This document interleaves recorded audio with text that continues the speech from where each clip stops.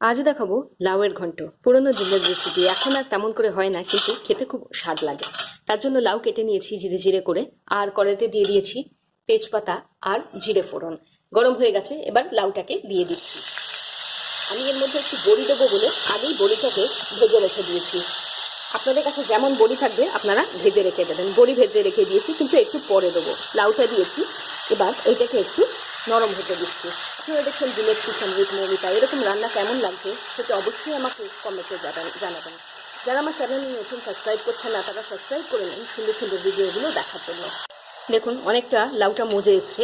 এবার আমি নুন হলুদ দিয়ে দিয়েছিলাম সঙ্গে সঙ্গে, একটুখানি দেখানো হয়নি। প্রয়োজন মতন নুন আর অল্প একটু হলুদ দিয়ে নাড়তে রেখেছি। এবার দিয়ে দিচ্ছি একটুখানি ঘরে তৈরি করে রাখা ভেজিটেবল মশলা। এই রেসিপি আমি খুব তাড়াতাড়ি দিয়ে দেবো, আর সঙ্গে অ্যাড করে দেবো এক্ষেত্রেই আমার বড়িটা।